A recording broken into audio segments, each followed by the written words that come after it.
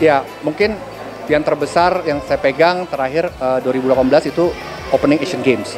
Itu tapi selama pandemik ini kita memang show event-event kita tahu semua nggak boleh belum bisa dengan kerumunan dengan banyak orang. Tapi kemarin ini kita terlibat di Pekan Kebudayaan Nasional, hampir melibatkan 400 seniman tari dan musik. Itu di Prambanan. Itu mungkin yang boleh dibilang event yang cukup besar selama pandemik. Tapi selebihnya kan kita banyak virtual sekarang. Ya semuanya virtual, jadi belum bisa ada live, belum bisa konser, bikin gathering atau bikin launching atau apa kan belum bisa. Namanya pertunjukan itu kan show, pergelaran, pertunjukan tuh belum bisa. Mudah-mudahan sih katanya udah bisa dapat izin gitu kan. Ya kebetulan saya juga banyak dengan Kementerian Pariwisata, Pendidikan dan Kebudayaan gitu. Nah jadi kalau yang swasta ya memang belum banyak gitu. Tapi kalau acara pemerintah walaupun juga terbatas, tapi ada hal-hal yang memang tetap harus dibuat. Karena kan namanya program, namanya pendidikan itu kan harus terus ya, nggak bisa berhenti gitu. Nah walaupun berkurang ya, contohnya kayak tadi Pekan Kebudayaan Nasional 2020 yang dibuat oleh Kemendikbud gitu.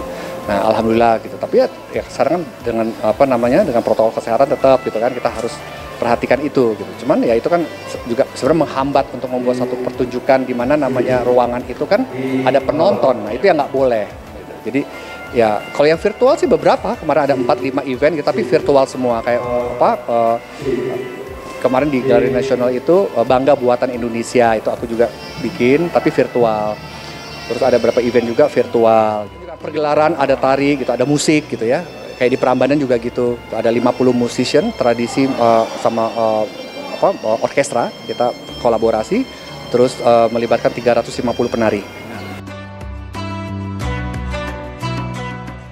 Ya, saya kan alhamdulillah gitu kalau sebagai koreografer memang udah hampir 40 tahun, alhamdulillah masih dipercaya, masih terpakai sebagai konseptor, sebagai show director gitu.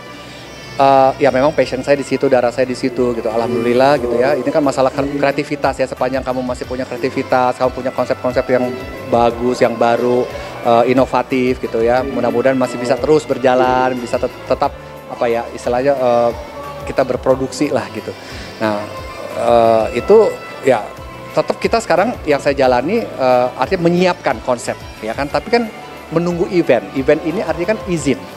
Karena pernah kejadian kemarin kita udah DP beberapa tempat batal walaupun mungkin bisa diundur tapi kan artinya cancel gitu. Itu kan juga mempengaruhi dari anggaran, dari sponsor gitu. Jadi kita ini sekarang masih 50-50 gitu antara yakin udah bisa tapi juga izin juga masih agak ketat gitu, harus dilihat dulu benar-benar apa gitu.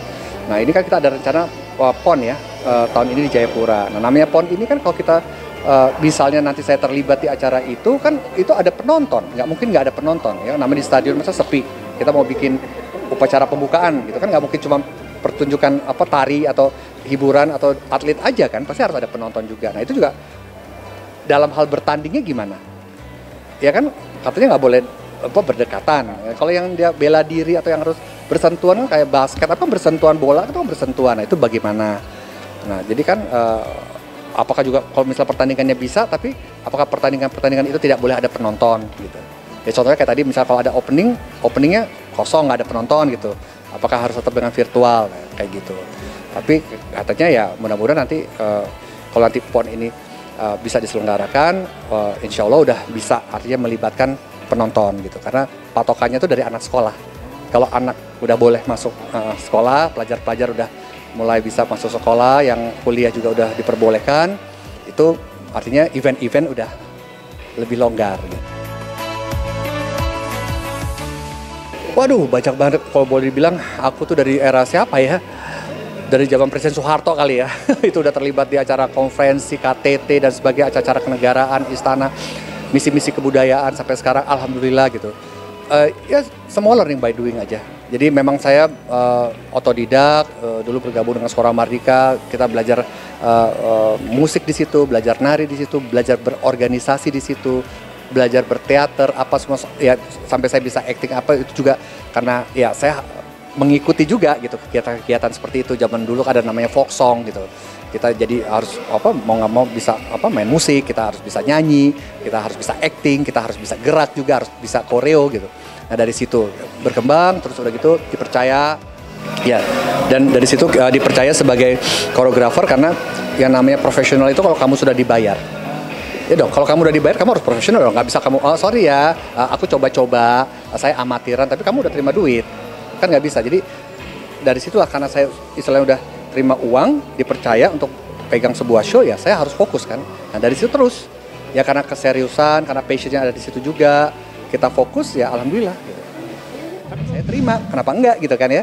Yang penting pokoknya ya sebenarnya semuanya juga yang kamu suka, yang kamu ngerasa itu adalah bidang kamu sanggup, kamu jalani gitu kan, komit ya istilahnya.